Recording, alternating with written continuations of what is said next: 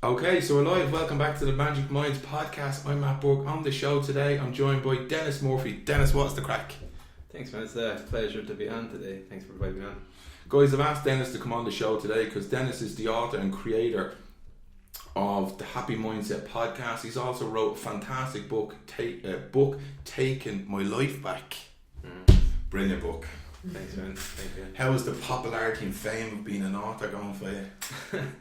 It's not going to my head yet, and I thankfully, but I know it's good to get the book out there. It was something I worked on for the last year, and it's been a bit of a process, and like I'm hoping that it gets out to the right people now as well, and they'll be able to take something from it, from the journey I went on. Yeah, I love the simplicity of it, and I loved some of the quotes in it, but we'll dig into that later because I'd love to talk about some of the stuff.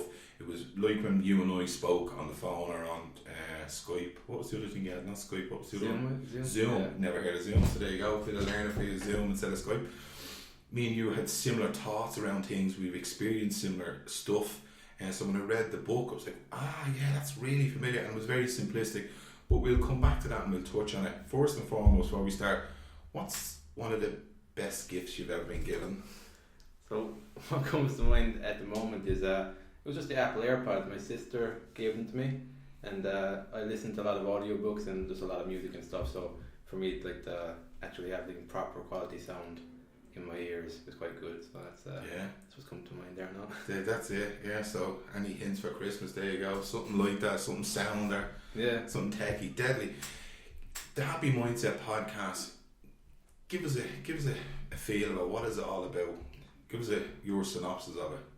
So yeah, like it's gradually been evolving. Like at the start, it started off because I had some people helping me. Like I had a guy who was helping me understand state of mind. Another guy helping me about computer programming.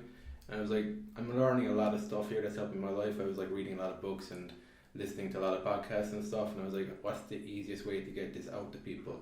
So I was like, podcast. And as well for me, it was like a personal thing where I'm putting myself out there more and like getting over my own insecurities by doing the podcast.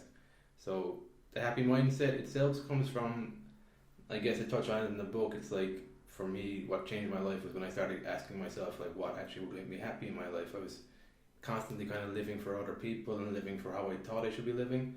And when I went more towards like, what is happiness for me, those types of thoughts, then I started moving in a different direction in my life and started doing the things that I always felt kind of weird for liking or weird for wanting to do and stuff like that. So the podcast is really about helping people to find their own voice and find like what really matters to them and not be insecure about it. Start overcoming those insecurities and start doing the things that just light you up for the sake of it.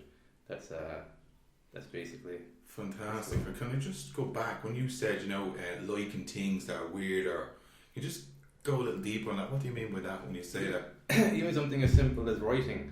So I actually enjoy writing, but I've often felt weird about wanting to do that on the weekend, going to a coffee shop writing and that type of stuff.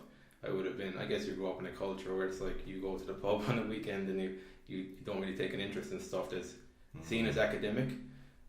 For me, like writing is quite different to the experience I had in school. So for me, writing is a way to like understand myself better, to process things better. It's a way to ask questions out of curiosity and like really kind of, I guess it's like having a curiosity about life again. I felt like in the school system was about like it was very kind of rigid and very kind of, you're measuring up somebody else's standards all the time. So you think that's what writing is. So to an extent it helps, it gives you like grammar and structure and all that kind of stuff.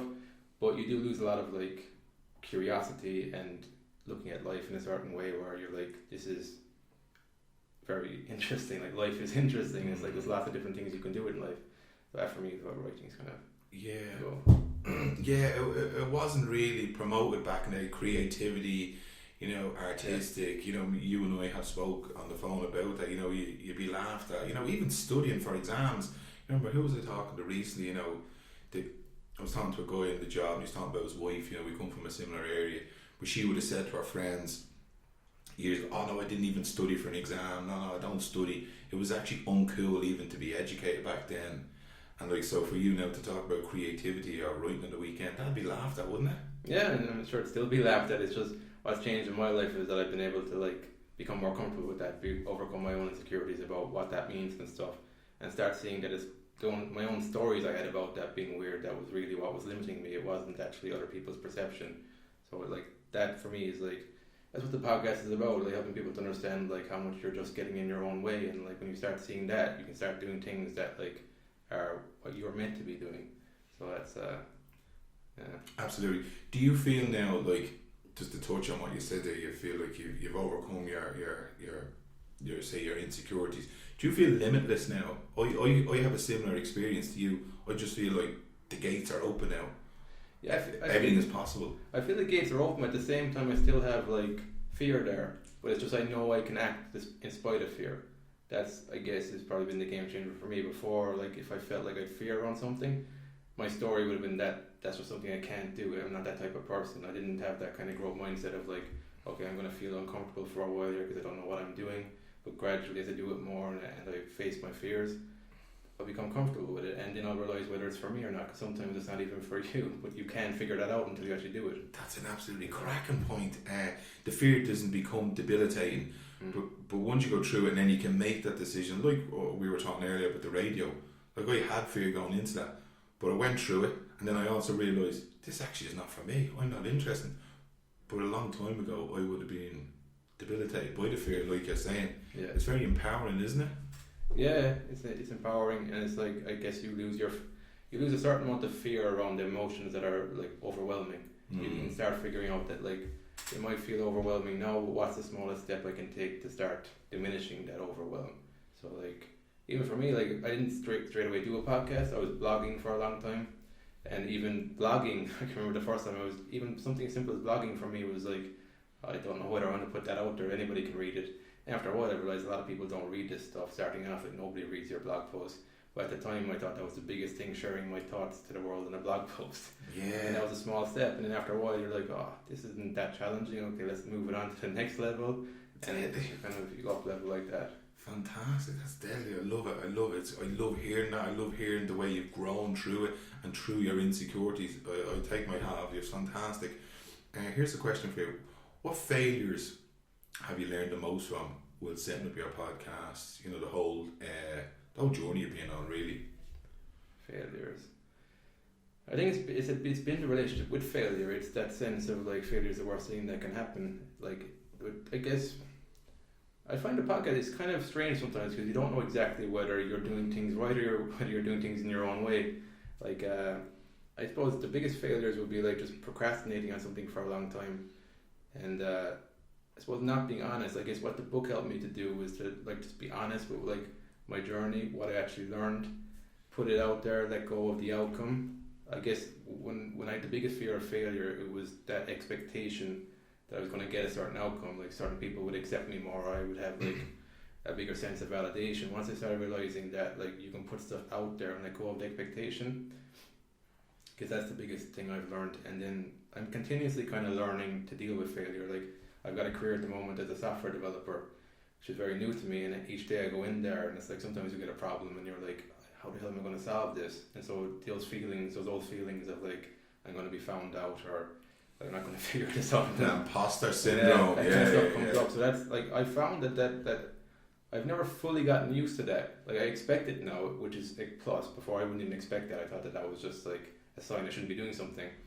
But it for me it hasn't fully gone away, and that relationship with failure, I suppose, it's been so ingrained in me, like the fear of making mistakes, that it still comes up. But I'm starting to realize more with software development and stuff is that the whole process is about like building things. There's going to be bugs, there's going to be different things to fix and stuff all the time. It's endless. There's always features, there's always bugs and stuff.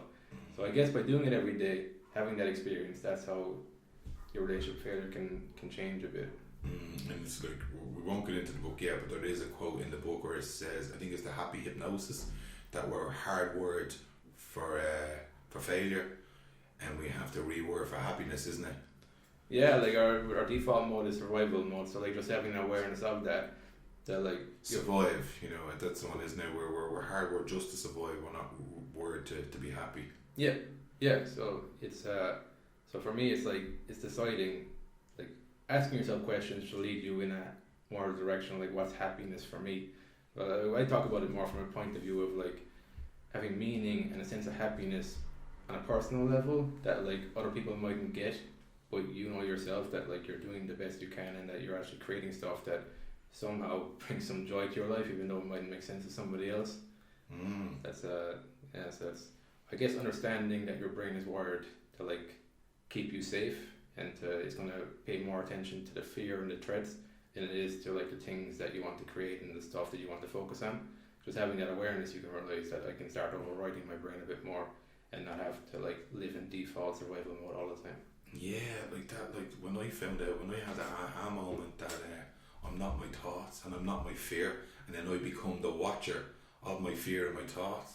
Yeah. Like, this is mad. I thought I was engulfed in it, you know. And then when I realised that I'm not them, and you can actually watch yourself be nervous in a situation like me sitting here with you, I was like, oh, look at you, you're nervous right now, you know what I mean? Yeah. But you're not. I am nervous, and you're not enmeshed in it. Does that make sense? Yeah, like you're not a nervous person. You just get nervous every now and again. Yeah, I would exactly. have been like, it would have been like, oh, I'm a shy person, and you limit yourself in that way without knowing it. But then when you start realizing like you can be shy at certain stages, you can be nervous at certain stages. Another key thing for me was that I started realizing that like you can be shy around certain people, you can be like not talkative a lot, but it might just sometimes be that the environment you're in and the people you're around and stuff, you mightn't have shared interests, shared values and stuff, and it's not a reflection on you as a person. I didn't know that when I was growing up. I always thought that like if a lot of people say you're shy, then you're shy, and then you start acting that out in most of your kind of interactions and stuff. But I didn't. It was only through learning French and taking a curiosity and speaking to lots of different people that I started to notice that I would talk more when I was interested in the person, or they were interested in me.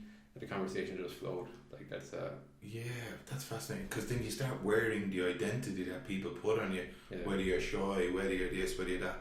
When it's actually situational. You could be a different person in different situations, or different people depending on their energy.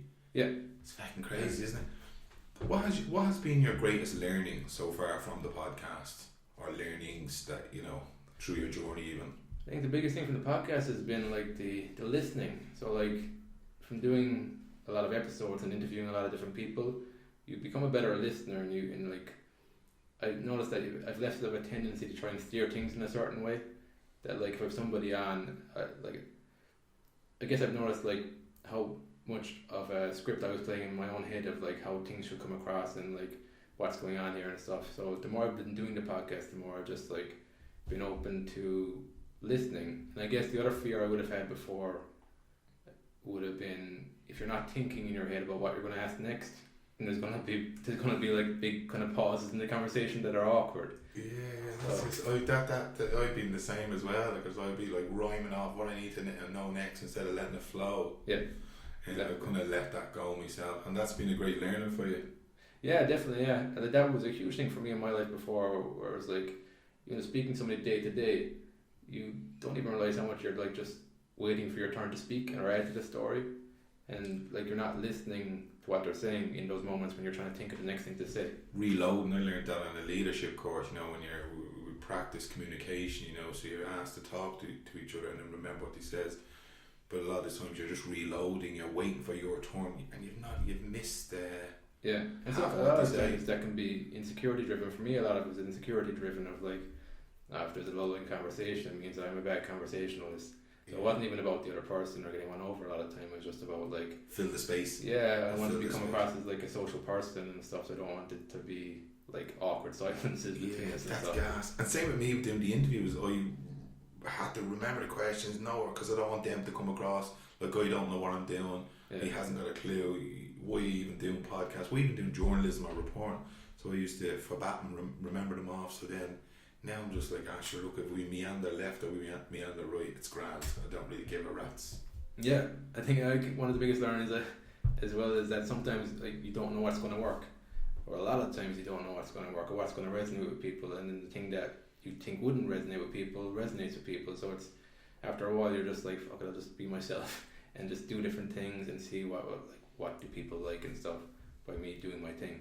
That's yeah, I think what I'm getting from you here is that by you just intrinsically being happy about what you do, what you're doing, that's just working. Like you're not even worried about what the audience wants to hear. You're just delivering it from your perspective and what makes you happy, and then a byproduct is now that they will enjoy it. Yeah, and I guess that comes back to the question originally. It's like, what makes me happy? when you start operating from that premise, it's a win-win for you, because it's like you'll figure out eventually what resonates with people you are supposed to resonate with, and in doing so you'll also be living life of like, this is actually meaningful and this is a happy life for me. So you don't have to go through the process of like being successful and having an empty feeling, because you started from the premise that I want to be happy first, I want to have a life of meaning, and then from that you're building your life. That's a cracking point. Deadly. Yeah. Simplistic, isn't it? It's simple, yeah. Wish someone had told me that years ago. Fuck! I would have got all that money back for the council. It's simple in theory, but like it's harder to implement. But at least when you're aware of that will save you a lot of wasted time and energy. It's a good place to start. Absolutely. Just touching on the book that we've seen outside by Tim Ferriss, Mentors.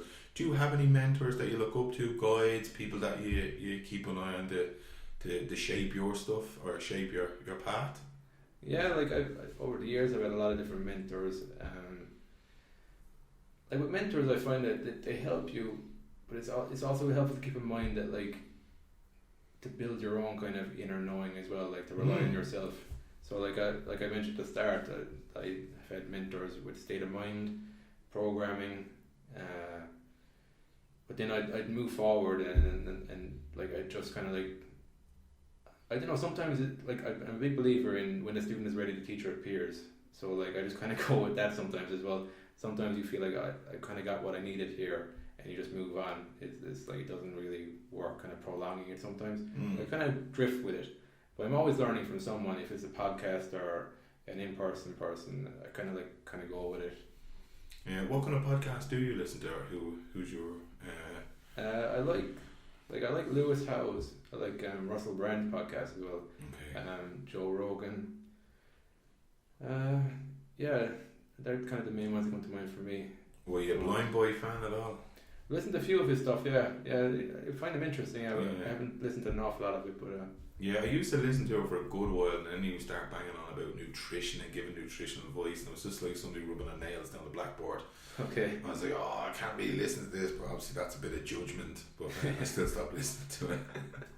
And there's a lot of good podcasts out there. Like, oh yeah, like I've got tons of education. Like even when I've been in dark times, or difficult periods, I put on the likes of Super Soul Sunday or Jack Hornfield, the Buddhist practitioner. They've been lifestyles. You're spending 30 minutes in a car.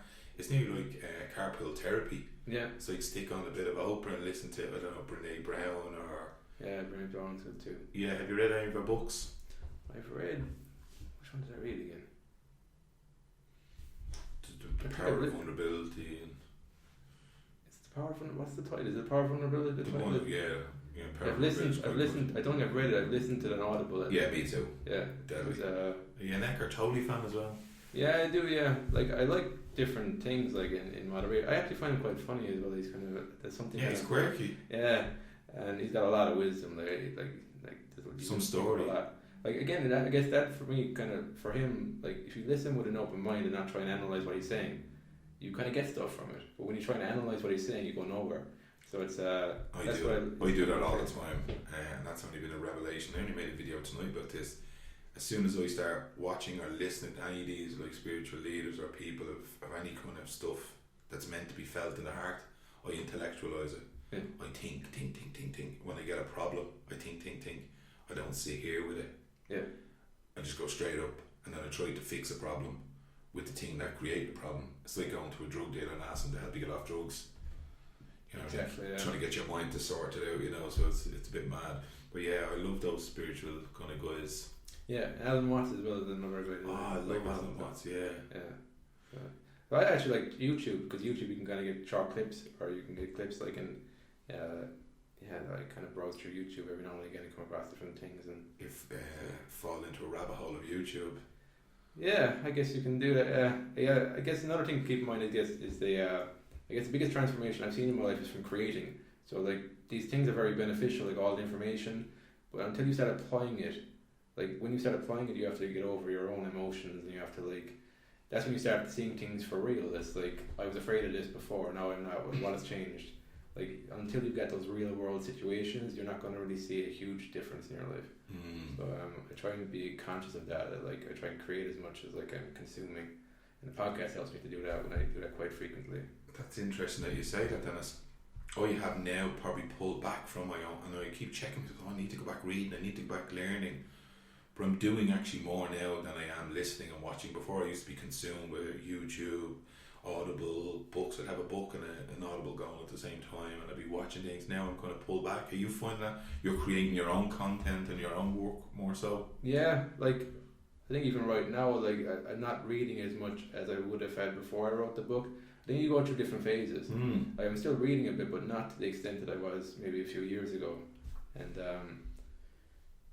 I think some people get stuck in that rabbit hole. I think, like, my kind of belief, what I've seen play out in my own life, is that, like, we're here to create things, and that's where we see change in our life. But when you get stuck in this kind of purgatory of, like, just consuming, like, material, it could be great material, like, it helps your life, but it only gets you so far because it's not your information, it's not stuff that you've learned.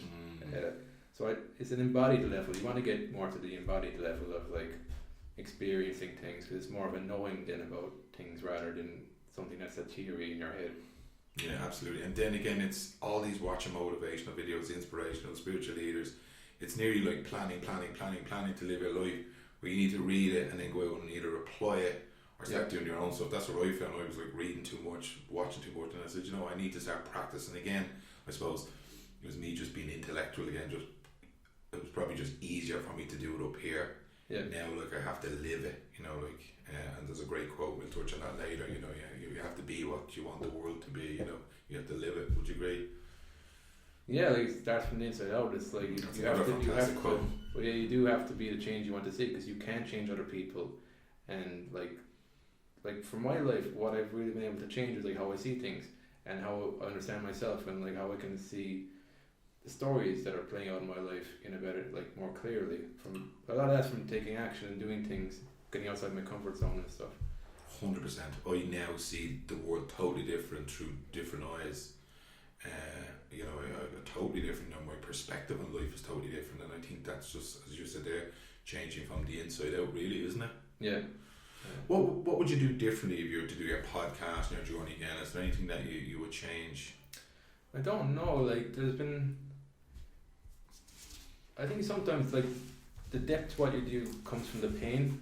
Like, certain lessons, unfortunately, in my life, I've had to learn the hard way, and from doing that, it kind of, I guess it gives you a certain level of grit and a certain level of resilience that you have to do things in the world, because, like, reality can be quite harsh at times, and it's so, like, looking back on it, I could make my journey easier, but I don't think I'd actually have learned the lessons properly. I think I'd know what the lessons were, but I wouldn't have them on, like, more of an experiential level of, like when you burn your hand in a fire, it's a lot different than reading about it in a book. That's what I kind of put it down to. So I don't think I'd change anything, because I'd definitely be lacking a depth to what I'm doing if I didn't go through the tougher times and the tougher lessons I had to learn. Fantastic. Right, so let's talk about the book. I have some notes here. The quotes, I found the quotes at the start was my hook, because the first one then is the only difference between genius and insanity is that genius has its limits. I put the book back down, I was just sitting there going, holy shit, that's wild. Like, that's a good quote, yeah. Isn't it? Yeah. Why did you decide to go with that quote first? Is that something that was relevant to you, or kind of described the experience I went through at the start of the chapter? It's like I had that feeling, like, where I was living in an insane world and there was no limits to it. It was just, there was no actual order to it, and so that kind of summed up the experience. It felt like I was it felt like there was no end to it, and, like, was I actually going to come back from this? So that's kind of like what the quote, when I saw it, I think that summed up the first chapter. Yeah, it was absolutely fantastic. How would you describe the book? I describe it as a self-help book. It's like, it's from lived experience. It's like for somebody, ideally it's somebody who's going through something very traumatic like I went through, and realize that you can get out of it in a holistic way, and you can actually become better from it. You can actually grow from the experience. It's like post-traumatic kind of growth. So I really want to, like, help people to perceive things in a different way. So the book talks about mental illness, the experience with mental illness. So I want to help people to perceive that as something that they can grow from, rather than something that defines their life and places a limitation on their potential. So I just want to get people thinking. It's interesting that you say a self-help book. Yeah, it is a self-help book, but it doesn't come across like that cringy self-help book. Like, this is going to fix everything. This is just through my experience and anecdotal evidence. Yeah. There was loads. It was so simplistic, you know. But yeah, it is a self-help book. Yeah, no, I'm glad to hear that was my intention, to make it as simple as possible. I didn't want to like hide behind abstract words and stuff. I wanted to make it relatable so people could feel what I went through and realize that like you can actually come out of this in a very simple way. Like, it does take a focus on the long term. It takes a focus of looking at aspects of yourself that you'd rather not look at. But by doing that, you can actually have a better life from doing that. So I wanted it to be like grounded in reality, and to also have like an optimistic outlook on life regardless of what happens to you. Because for me, it's like, the reality is that you either stay stuck and move backwards, or you can move forward. And moving forward sometimes requires kind of swallowing your ego, swallowing your pride, and learning the lessons from it. Yeah. So you weren't trying to be the next Limerick's answer, or the Kerry's answer to Tony Robinson now, with your self-help? No, I guess I guess I use the word self-help because it's just like a word that people might be familiar with now. But it's a like, buzzword, isn't it? It's like, I didn't know what else to describe it as. Like, it's it really goes into my own psychology, and it goes into like, how do you actually go about practically healing yourself. But like, how do you sum that up in, like, I couldn't say that to you as like, what's the genre of the book. So self-help seemed to be the natural fit. It can be self-help, it's inspirational, it's motivational, it's purely fucking educational. You know, it's seeped in education, psychology. You know, there's Jung in there, there's Einstein, it's an educational book. It does help, but it's inspirational as well, you know. Well, that's what's changed. Like, I've always been driven by making an impact on how people perceive education. Because from my experience at school, it felt like it was just a weird kind of, you go there and you're encouraged to do well, but at the same time you're like encouraged not to do too well, and it's like you're trying to fit in with your peers, and then you're given these categories of like what you can do and you can't do. So like, for me, it was like a weird experience. But when I came out the other side and my life was really in a dark place, I realized that education got me out of it, self-education. Yeah. It was like, that's when it started shifting. It was like, learning can actually improve my life. It can improve the quality of my life. I never got that before until I went through a situation where I was like, how do I get out of this? And that was the only thing that actually worked. It was like taking the education back into my own hands, and then like getting back to curiosity, imagination, all that stuff that I was insecure about, that I let go just to fit in. Like, went back to all that. So I guess I felt like I betrayed kind of my creative side and my imagination and like my capacity to do things because of my insecurities of like, what would people think.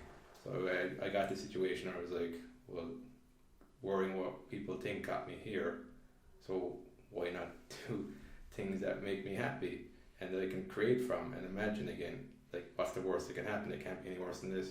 That was my kind of premise, and that's what I want to get across to people, that like, it's your perception of learning that's the key thing. It's not how the system is.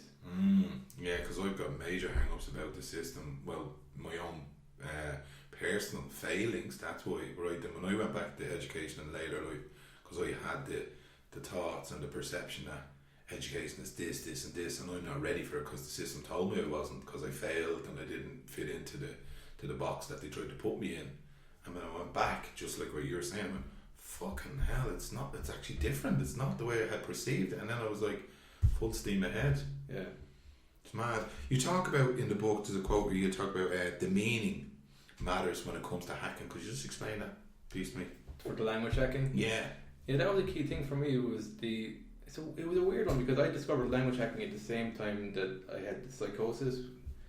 And the key thing for me with language hacking was that I was looking more towards the meaning rather than the specific word. So I realized with French that whenever you focus on the specific word in the foreign language, it often throws you when you miss one word. Even though if you focus on the meaning, you could understand what they're trying to say to you, what they're trying to convey.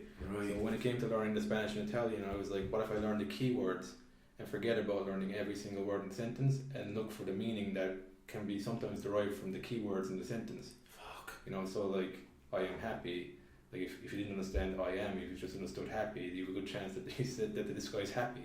That's deadly. That kind of thing, you know. But then with the psychosis, what happened was that, which was frightening, was that I was starting to hear storylines behind what people were saying in the movies. That's when it started to get crazy. It was like there were stories playing out where they were telling me about certain things, and that so they were speaking to me directly, and so they would speak to me in metaphors and stuff. So you would always be able to tie back to my life. So I guess with the book, I want to help people to understand the mind of somebody going through that, of like, why are they misinterpreting what I said? Because like from my experience, it was I was understanding things in metaphors. It was like paranoia and stuff. So like somebody looking at that, they would, like a rational person who's never been through that, you couldn't comprehend why is this person interpreting things in this way. So I wanted to, I guess, give a voice to that so people can understand that like this person's might be interpreting it this way because of he's looking at the meaning and the metaphors and stuff, and it's always coming back to him. So yeah, so like there was a positive there, so that helped me to learn things in general because I was looking more at like principles and patterns rather than specific stuff. So in today's world, you often see people get lost with new technologies and new different things because they're looking at the surface level details. They're not looking at like what's the principle here, what's the patterns that this is built off of. Wow. So that's the positive side, but then it went a bit crazy, but like I learned from that, and I guess from that insight, then I want to share that, like help people to understand the mind of somebody who's kind of going through something crazy and have some compassion. Because what I needed at that time was just like somebody to listen and just let me vent out the madness, but be aware that like they're not reacting. They're just, it's a safe space. Yeah, that's mad. I was only talking to my little brother about today. We were talking about stuff about mental health and other things. And he was like, I think people just want to be heard. And I said, people just want you to listen to them. They don't want your voice, just want you to give them an open space, non-judgment, bit of love and kindness and understanding. Yeah. That's what we need. It's very simplistic, but people try to fix you. Did you find that? Yeah, that, like if I was to describe a sensation, it would have been the feeling of not being heard. And then what makes it frustrating is that you're in a situation where you've got all this paranoia, all these stories and stuff, and then you getting frustrated makes the matter even worse. But like all you really want is somebody to like listen, not judge, and then hopefully you might start seeing the madness by talking it out. But like I guess I wanted to get that across because when I was in that situation, if I didn't come out of it again, I would have never gotten that message across, that like it was the sense of not being heard and not being listened to. So that's. How long did the episode of psychosis go on for? Was it 2 or 3 years? Or? No, it just happened for a week. So I was living in France. I was living in France. Ah, that's where they got the time lapse. You were living in France and you came back over. You were over there studying, wasn't it? Yeah, I was learning. Well, I was teaching English over there, and I was improving my French, and I came across language hacking, learning Spanish and Italian. Right. And see, there was a mixture of different things. I was becoming very isolated. At the time, I didn't understand the importance of drinking water every day as well, like for your brain, and I just didn't understand. Who knew? Yeah, I was probably told that, but I just didn't pay attention. I don't know. But then I thought one of the key things was the emotional intelligence. It was like I didn't know what was going on with me. Like I had all this kind of anger and frustration coming up. Because like when I came across language hacking, I was kind of very angry. Like, why weren't we taught to think properly in school? I was never came across these concepts, and like I was like, why weren't we told this? So there's a lot of anger and a lot of resentment coming up. Some of it was towards myself too. Why didn't you just be yourself? Why didn't you do the things that like you were insecure about? But I wouldn't be able to verbalize that stuff. It was all like overwhelming sensations of like betraying myself and just being annoyed with like people and the system and all that kind of stuff. And that was left fester because I didn't know what these emotions, where they were coming from. I thought no language for it. Yeah, exactly. Like, what's this thing fucking going on here? You just want to smash it up. Yeah, exactly. Yeah. It was just extreme frustration, and that continued because you don't have the understanding of like this is coming from my own stories in my own head, and these emotions are just a continuous negative cycle. And so something has to give in the end. And so like for me, it was the emotional intelligence has been the key thing for me to change in my life after that. And with the emotional intelligence, then you can use your analytical mind more as a tool rather than something that was being controlling you, like the master. Oh yeah, Jack Cornfield talks about that, about the mind being not being the master, we let it be, we become the servant to it. Yeah, exactly. So it's, I guess I've had the biggest experience of that was like when I wasn't aware of the emotions that these stories are coming from and stuff. So that made me better able to like learn stuff and just like I guess it takes the sting out of failing as well. So like when you're completely identified with your analytical mind and your ability to do things intellectually, like that becomes your self-identity and your self-image, and like that can be very destructive. Like I still struggle with that, but I'm at least I'm aware of it. Yeah, awareness is the key. Yeah. You know, and anything you want to do, you know, with the education, mental health, social and emotional intelligence, having a lack of awareness. How do you know you had a problem if you don't know you have a problem?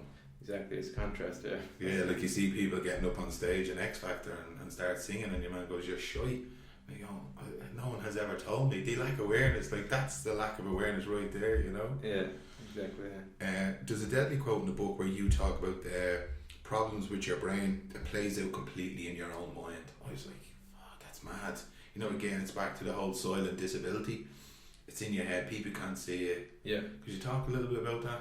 Yeah, that was really frustrating because, like, when I was going through this, like, and I was aware of it too, like, people are either going to think you're really being dramatic or you're on drugs. They're the two extremes that people go to when there's no education about the brain or, like, how things can go badly wrong. I just think in general in society there's a lack of understanding of, like, what's playing out in our heads, what affects the stories we're having in our life, how much we're actually projecting onto other people. So, like, yeah, so, like, that was really, really frustrating because I was aware that this is happening in my head, and I was also aware that other people can't see what's happening inside my head.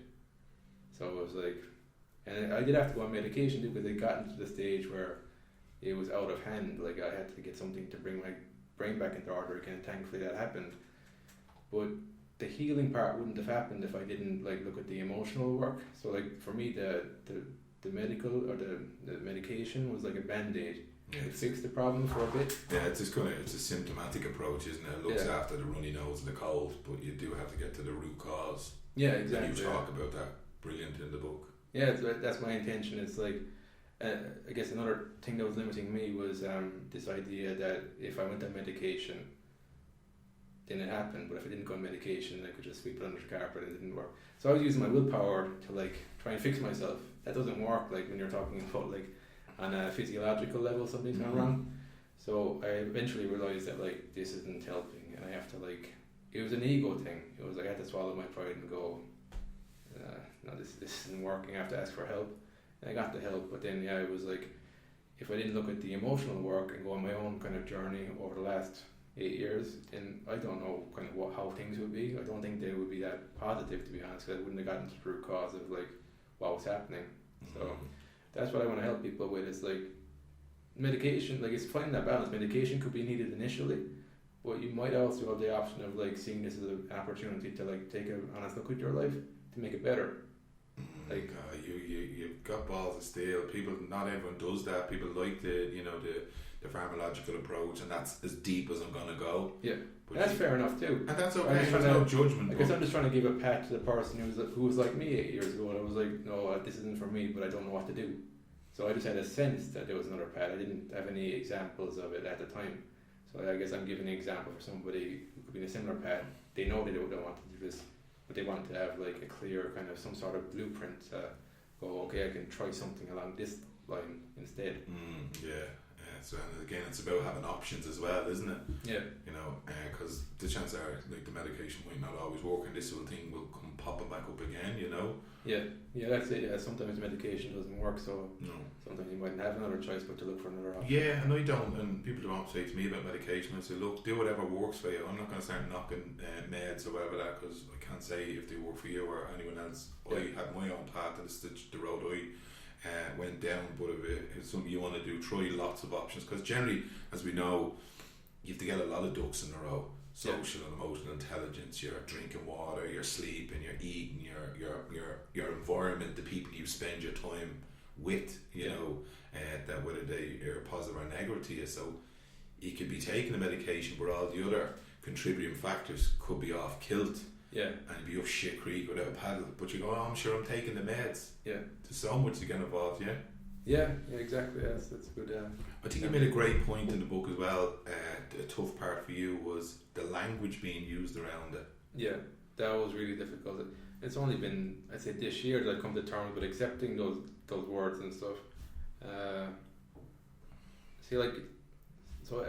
On one level, the language helps you that it actually shines the light on this is real. So that, like I said at the start, the most frustrating part is people don't understand what's going on. So the initial assumption is drugs or you're being dramatic. But then once you get a label, you've got somebody medically saying, oh no, something's gone wrong in the brain here, and he is actually seeing this stuff. So that helps, but then what doesn't help is identifying with that label and that becoming your reality.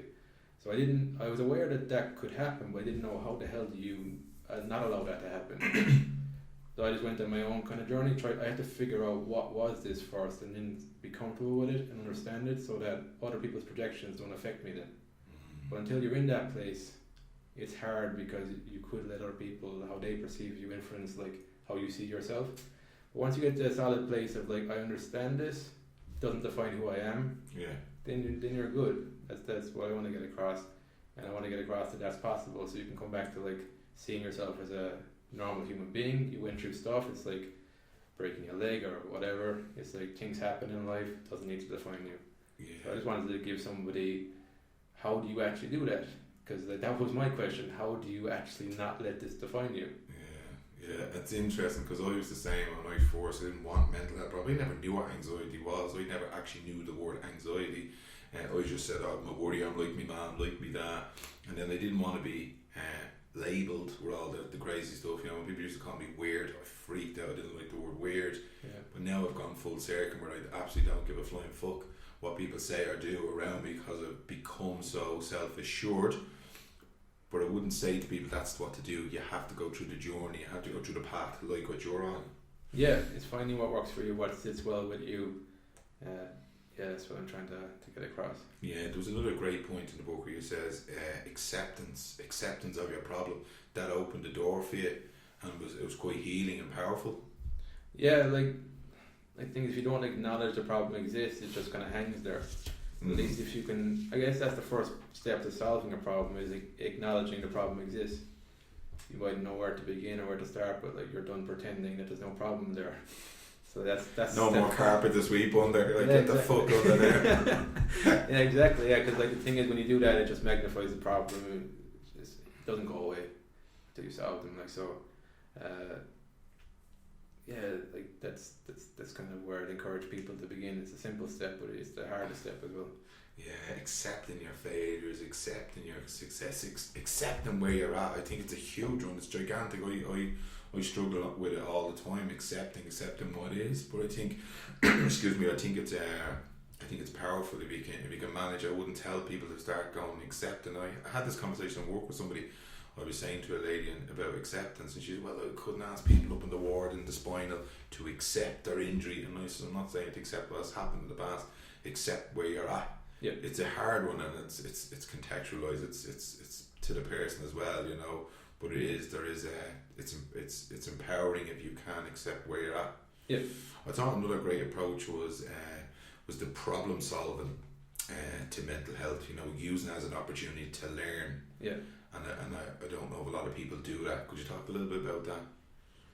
Yeah, like I saw it as a challenge. I didn't see it as like a problem that just defines me. I guess it might have helped that I never saw myself as like mentally unstable or anything like that. I never had that self-image. So for me, like when I was confronted with the reality of this, it didn't compute. I was like, this isn't me, and like why should this become me now? So I guess I looked at it then as like a challenge, like a problem to solve. So I was like, okay, if I can overcome this, then I can also help other people overcome it as well, because it's been lived experience. So I looked at it that way. And when I looked at it that way, like my focus and attention was completely different to somebody who looked at it in a way of like, I'm fucked and like I don't know what to do, and I'm just gonna go with what people tell me. I guess like I was touching on, I was so fed up with myself letting other people define who I was and taking other people's advice at face value, that I was, oh, screw this, and I'm like, gotta start figuring things out myself. And I guess that's how I became a better critical thinker and using my logic better and stuff and thinking through things. And I guess that's like computer programmer today, because I've developed those sort of skills in myself.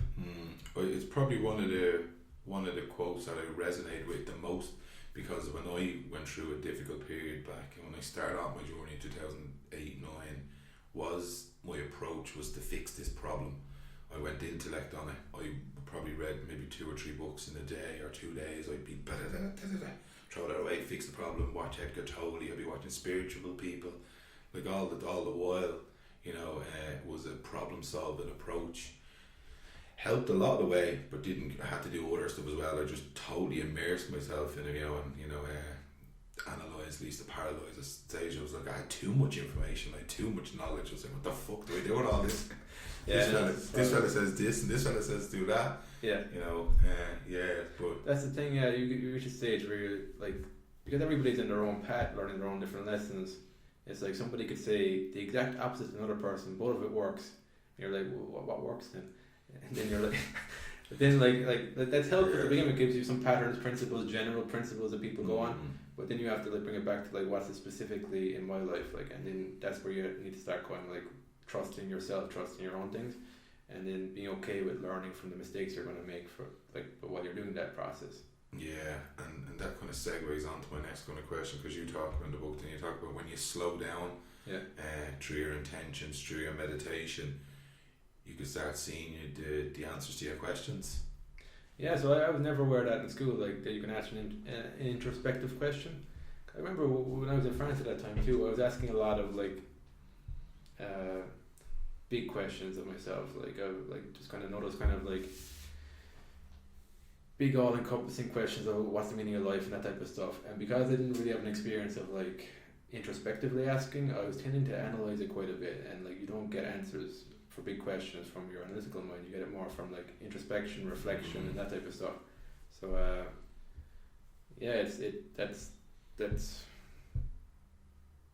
that's what that.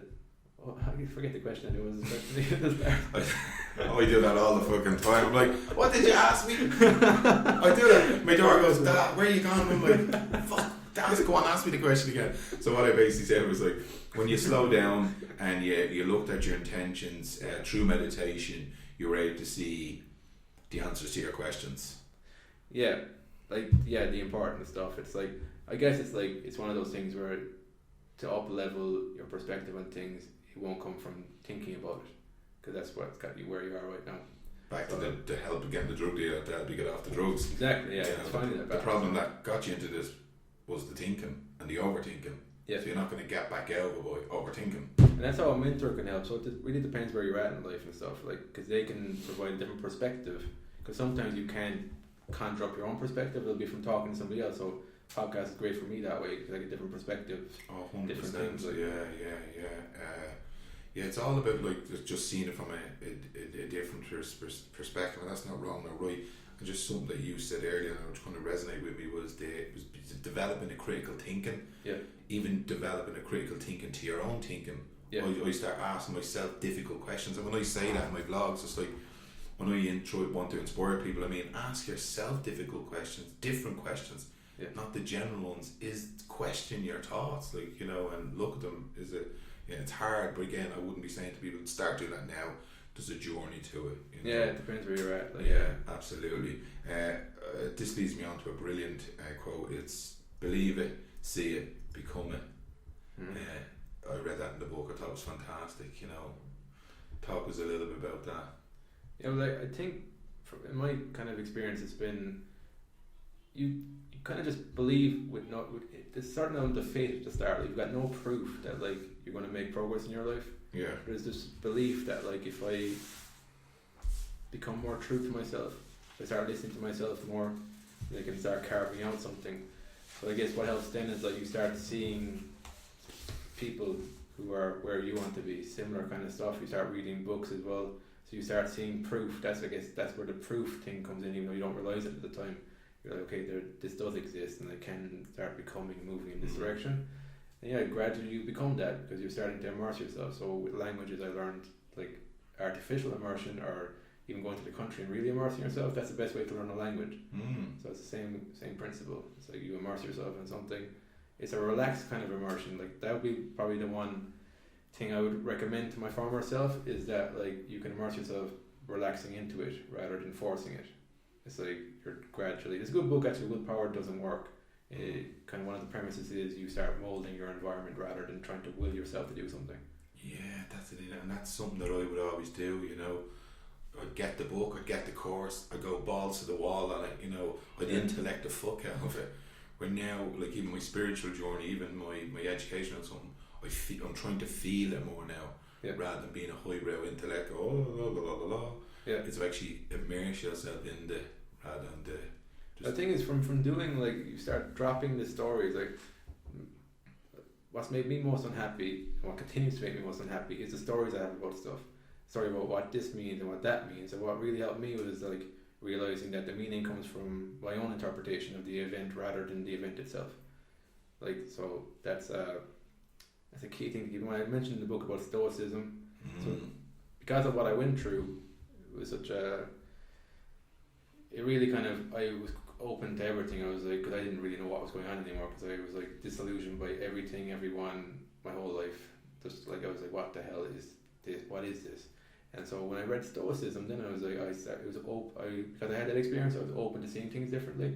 And like, that's when I started saying, like, it's the meaning of attaching to things, and that can serve you well, because then you're no longer bound to a situation. Again, it comes back to like swallowing your pride and your ego and going, the issue isn't the situation, the issue is me. And it's like, move forward, and it's like brilliant. Just as we're sitting here, I was like thinking about these quotes, and the little insecurities are popping up. Oh man, I'm gonna have to read these quotes. I hope I don't make a balls of it. It's amazing where your mind goes. I like quotes that they really helped me over the years. Like, they kind of act as like, they kind of keep you on track. They kind of stick in the mind, and it's like you kind of know you're on the right path by sticking to what they're saying as much as you can. This one's a fantastic one here by Carl Jung. What you resist not only persists but will grow in size. Yeah, that quote alone has helped me an awful lot.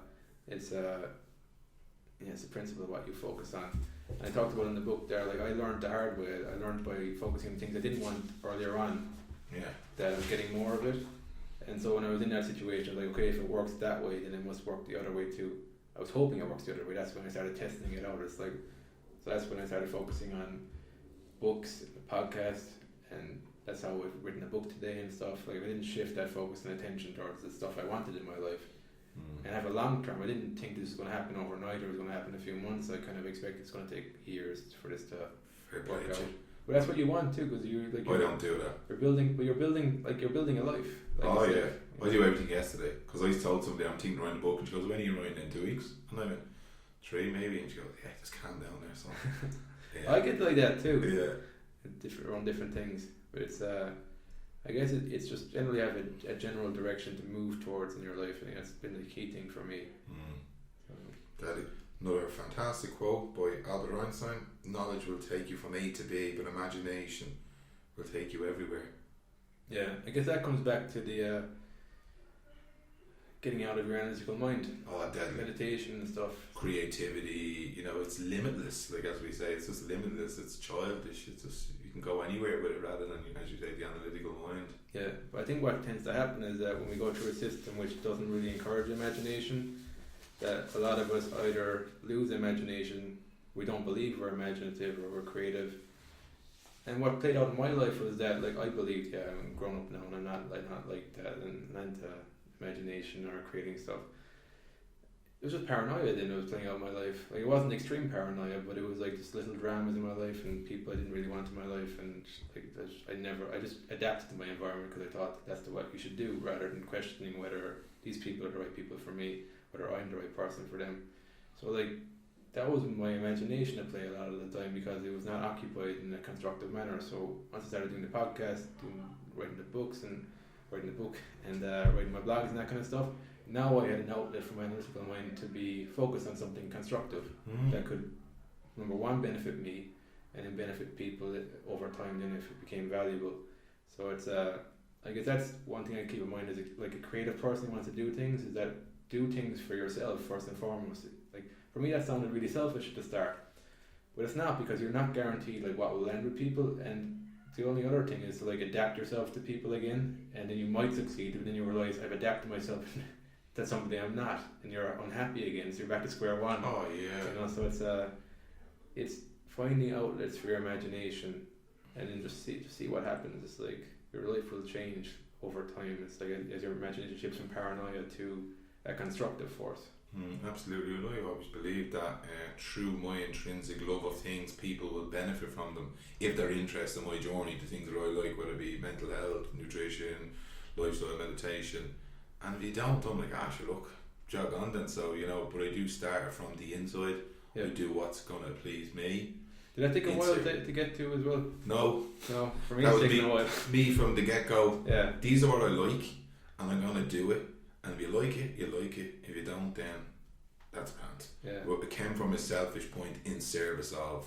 Yeah. I says, this is going to, like, I have resources in the hospital, whether it be psychiatrist, psychologist, nutritionist, blah blah blah, and I'm going to bring this education, and I really believe that it was beneficial for me, and then people will learn from it. Yeah. Yeah. So it was, and I hope that doesn't sound arrogant, but it's No, just that's like, a good place to come from. I was just like, I'm going to learn all this, and then I'll show you, because I love sharing, learning. When I read a book, I'm like, who will I give this to? Someone needs to read this. Yeah. Because I'll give it to you, and you go, would you read it? And I mean, you can talk about it. And that's kind of what I want to do with the podcast. Yeah. I was very, very much like that a few years ago, I think. I've kind of cut it back a bit as I realised that, like, I've been like, number one, a lot of people I'd suggest books that wouldn't read the book. I just kind of went like, oh, okay. Yeah. But people pay more attention to your actions than your words, so it's like, okay, I'll just let things speak for themselves. And I'll just 100%. do things, you know? Yeah, absolutely. Yeah, definitely. There's we've 2 great quotes left. As the physically weak man can make himself strong by carefully and patient training, so the man of weak thoughts can make them strong in right thinking. James Allen, that's brilliant. Yeah, I like that quote, yeah. Like, again, that's another ego hit. It's like acknowledging that, like, no, I could be doing better in the way I'm thinking. Like, right thinking there can kind of throw you, because, like, I kind of grew up subliminally kind of taking on this weird kind of notions of moralistic and all this kind of stuff. What is right thinking? Up to the person. For me, it's been like thinking that's in service of myself and of other people. It's like thinking that's not like neurotic and just not serving any purpose at all. It's like thinking that can actually be a creative force and make a positive impact, and like thinking that can help people to think. And it's like I guess another way of it is like not being just a robot with like conditioned thinking, because we all have, like, from growing up in society and stuff, there's a lot of conditioned thinking we've grown into that we need to start breaking free of. And I guess right thinking is that process of like questioning, why do I think like that, and then realizing, oh, maybe it's, like, I don't even know why I'm thinking like that. I guess that's a good way to think of right thinking. It's like, do you know why you're thinking like that? Yeah. And you start because in that you can start breaking away from just conditioned mindless thinking and going more towards like, what do I actually think about this? What do I feel about this? And then as well, like, after a while, as you get better at that, you'll let go of certain thinking. It's like, this served me to a purpose, and it's not serving me here, so what's the better way of thinking about it? What's the better way of looking at this, so I can move forward in this direction? So yeah, it's like, I guess the right thinking is having that distance from the thinking itself, and then you can use it in a better way. That's a great point. I used to feel guilty about the thoughts that I had. I shouldn't think this, I shouldn't think that, because society told me that, oh, you don't think this, and you shouldn't do it, and you should be doing this, and you shouldn't have these fears, and shouldn't be anxious, and I shouldn't be nervous, and in this situation, I'm a man, I should be presenting in a certain way, I shouldn't be getting nervous. And all these fucking mind terrorists, like, going bananas up there, shooting at me. I guess it comes back to the Carl Jung quote there, whatever you resist, persist and even magnify. So that was my experience. It's like, I didn't want to think these thoughts, but then I pay more attention to them because it's not something I want to think. 100%. That's my greatest one. It's like, oh, I don't want this fear, I don't want this anxiety, and all of a sudden I'm focused on it. Yeah. And then you have to kind of go, shut the fuck up. Yeah. Last quote: be the change you want to see in the world. Mahatma Gandhi. Yeah. Brilliant. Yeah, like that for me, it's like, I guess operating from that premise is what changed things for me. I think before that I thought that how to change the world was like, you need to like change your environment to make yourself more comfortable and like change other people or whatever. But then I realized that like, no, it's about changing yourself. That's the only thing you can actually do. Oh yeah, I never even thought of that. Like that, it's an inside job, as they say, you know. I didn't either, but what I went through, that's what the conclusion I went to, because there's nothing else that I could, because I realized that like my irrational thinking and my need to control things, but that was one of the first things. It was like controlling, like getting myself better so this never happened. That was one of the first things. Yeah. And it was like, oh, nobody was ever find out about this. It was another controlling thing. Yeah. So it's like, it was realizing that like all that was actually making everything worse. This need for control and this need to like control things. So I was like, if I want to have actual meaningful change in my life, it probably won't come from thinking that way of like the outside of like changing other people. So then the logical conclusion then is like, it must come from changing myself. My world will change. So it was like, I think I had some realization at one point where it was like just realizing that all the patterns are beginning with me, and then realizing that, okay, just that realization won't fix the patterns, but at least I'm done lying to myself that like these patterns aren't anything to do with me, because that's what I was doing before. Unconsciously, I assumed it was because the patterns are so different. I always assumed they have to be coming from other people. So like just having that realization that like, no, they're actually coming from me. I don't always see it, but at least I have some power now because I can change, and that means the pattern can change. Yeah, and you know, blame is easier than accept, isn't it? Like yeah. Oh, I had the quote there. What was the physically weak man? It was that quote that helped me, because that was one of my long-term objectives, was to strengthen my mind rather than weaken it. So then I saw blame as like, what would a weak person do? They blame. Oh yeah. So it was just kind of, it's being clear on like what's your objective here that really kind of stands to you in the long term. It's back to what you were saying there when you slow down and you meditate, but your intentions. Yeah. Intention is a huge one. Yeah. Like I start talking my day with, what is my intention? What's my mind at today? Where am I? I stop and I go, what's my intention? Sometimes it's not great. I go, right, my intention is just to get through today. And set, you know, and I think that's a great thing to do, is to pause and stop, like you said in that quote, is to slow down. Yeah, I think intention is good. That's actually helped me as well with, like, otherwise some people will misperceive you and you can start second guessing yourself. But what's always helped me is like, what was my intention here? Was it to do harm? If it was, then it was then I should be affecting changing things. But if it wasn't, then I can't control other people's perceptions. I might keep that in mind, that like for next time maybe I might perceive in a certain way. But I'm not going to dwell on that too much, because that leads to a lot of overthinking, because you start like focusing on other people's perception rather than just like doing your thing. Because some people will be offended by anything you do, so it's can't win, you know. 100%. And I start to implement that when I'm sending people texts.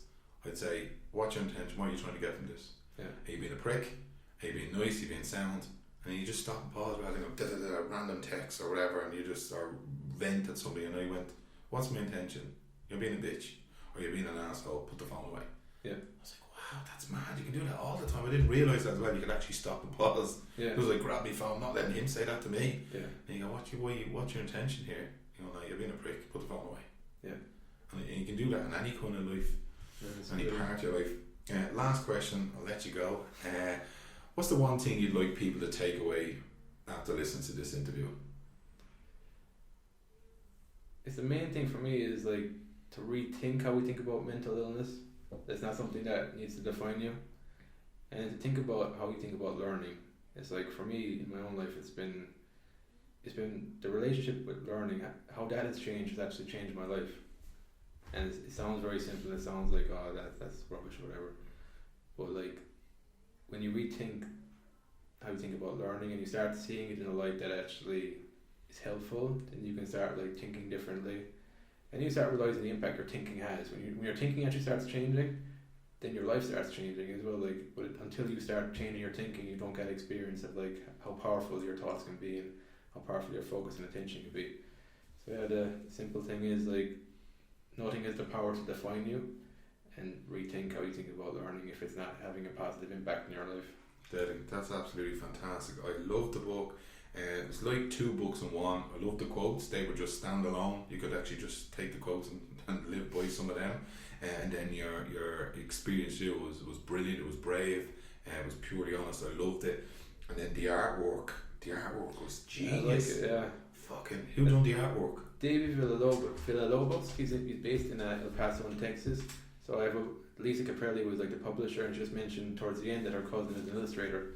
And it's funny because it tied into like when I was younger, I wanted to be a cartoonist, and that was one of the first things I remember of like the world telling me you can't do what you want to do. I remember me and you having conversations about like art and all, but it worked. Yeah, class. Like, you know, you've done a fantastic job. As I say, the story, the quotes, the art is absolutely fantastic. Like, fair play to you. I'm honoured that you sent me a copy before you published it. It was brilliant reading it. And you're an ambassador for mental health, and I'm honoured to have you on the podcast. Thanks very much for your time and the book. You're a good servant to the world, and you're the first person I've had in my studio. Was it? Yeah, you're the first one. I was a virgin to my studio now. Nice. I even got your name wrong earlier. We started off bad lovers. Look, thanks very much. I really appreciate your time. You're an absolute legend, pal. Great. Thanks for having me on.